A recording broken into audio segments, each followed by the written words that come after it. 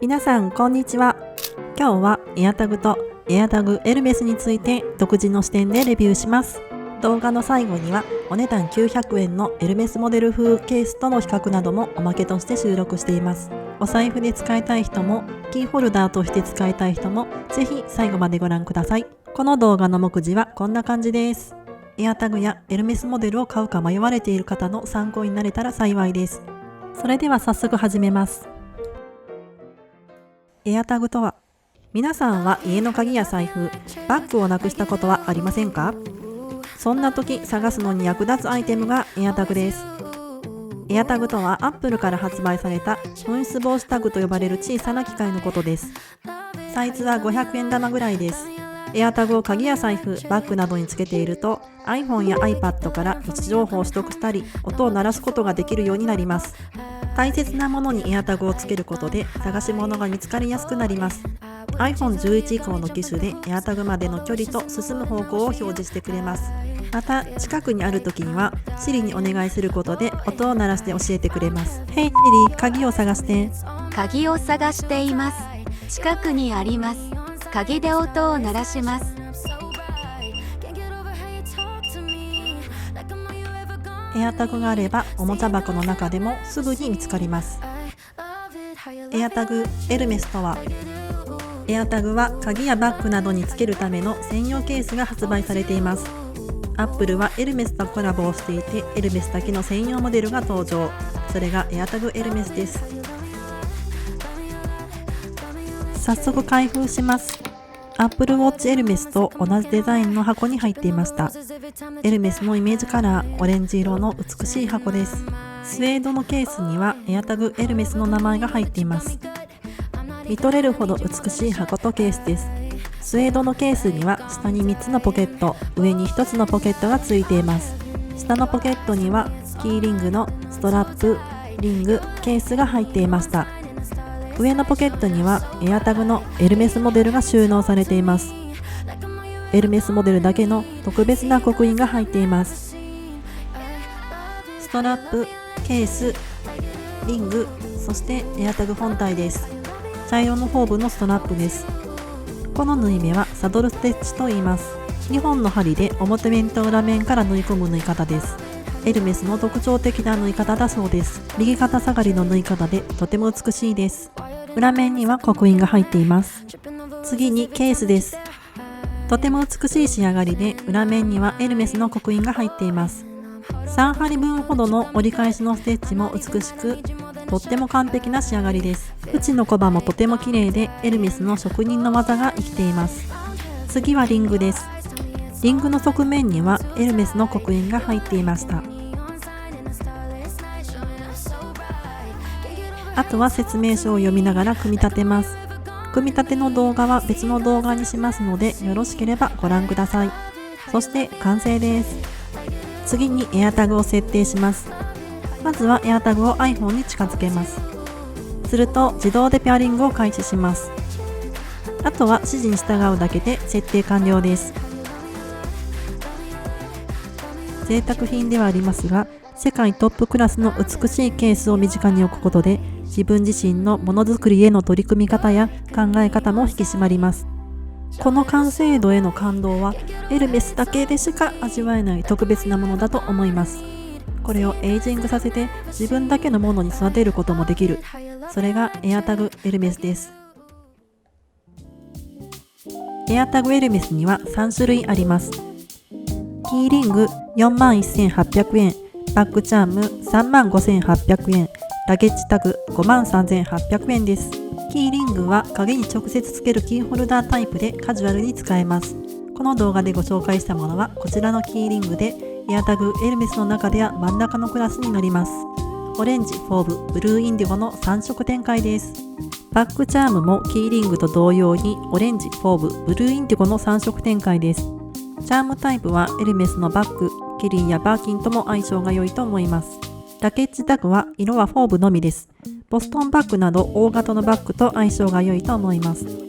エアタグエルメスはエルメスのキーホルダーやチャームの中では比較的安い方のようです。エルメスのチャームは数万円から数十万円するものがメインのようです。アップル公式サイトでは完売しているようですが、エルメスのブティックの方には時々あるかもしれません。また、メルカリやバイマなどで個人で取引されていることもあるようです。それではこの動画の最後のパート、付録に入ります。お財布にもエアタグを使いたいところです。そこでエルメスモデルではなく通常のエアタグをお財布に入れています。キャッシュレスでお財布はほぼ使いませんが、これでひとまず安心です。また、ミニ財布には他のメーカーのものを使う方法もあります。アップル製ではなく、タイルというメーカーのものにカードタイプのものがあります。Amazon で3800円ぐらいでした。電池寿命は約3年だそうです。エアタグをバッグにつけます。エルメスモデルは大きいバッグと相性が良く、ユニクロのエコバッグやトートバッグにも良いと思います。小さなミニバッグにつけるとこんな感じです。この例はいまいちですが、素材感や色を合わせると似合うと思います。メンズ用のリュックやトートバッグとも相性は良いと思います。だいたいこんな感じです。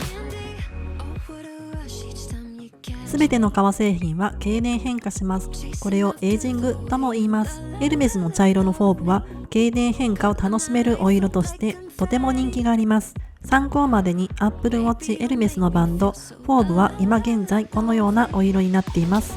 2、3年目のお色です。刻印が意味するもの。エルメス製品には刻印があります。この刻印は製造された年やどのアトリエで作られたものかを示すための印だそうです。エルメスの製造年は2019年は D 刻印、2020年は Y 刻印、2021年は Z 刻印のようです。エアタグエルメスは2021年4月発売ではありますが、2019年とされている D 刻印がついていました。続いて Apple Watch エルメスも調べてみました。箱の裏の生産年月日は2021年とありますが、2020年を示す Y 刻印がついていました。生産から発売開始までの間に少し時間差があるためかもしれません。エルメス風のエアタグケースと比較してみます。ここで問題です。皆さんはどちらが本物かわかりますか？この動画を最初から見てくださっている忍耐力のある視聴者の皆さんはわかりますね。そう、茶色のフォーブが正解で、オレンジがエルメス風のケースです。エルメス風は900円でオレンジを購入しました。届いたものは本物のオレンジよりもピンク寄りのオレンジでした。なんだか少し体に悪そうなお色です。革の素材感は合皮のビニール素材で雨に強そうです。縫い目はエルメスのサドルステッチとは異なり、ミシンでラフに縫った感じがしています。裏面はピンの金具が見えているようです。リングの素材はよくわからない素材です。傷がついても気になりません。重厚感はなく軽量素材です。形は本物のエルメスよりも長くて少し大きいです。気になるところは多いもののお値段は900円です。本物のエルメスのキーリングは41,800円。本物の 98% オフ900円と考えるとお値段相応だと思います。ユニクロのエコバッグに合わせてみました。革の素材感がないため少しチープな印象があります。一方、フォーブをつけるとこんな感じです。ミニバッグに合わせてみました。フォーブからエルメス風のものに変えてみます。こんな感じです。ちょっとない方がいいかと思います。リュックにもなるバッグに合わせてみます。フォーブからエルメス風に変えてみました。エルメス風は長さのバランスが取れていないのでチープな印象になります。フォーブに戻すとこんな感じです。価格相応なところはありますが、その分気軽に使える点はメリットだと思います。子供に持たせて迷子の防止に、こんなに便利なエアタグなら子供に持たせて迷子の防止にならないかな、そう思う方もいらっしゃると思います。エアタグのケースには腕時計タイプのものがあり、試しに娘につけてもらいました。早速キッズプラザの中で遊んでいる娘を探してみます。エアタグはリアルタイム追跡ではないため、すぐに場所の把握はできません。数分から数十分かかることもあるようです。しばらく歩き回り、半径10メートルくらいまで接近することで反応。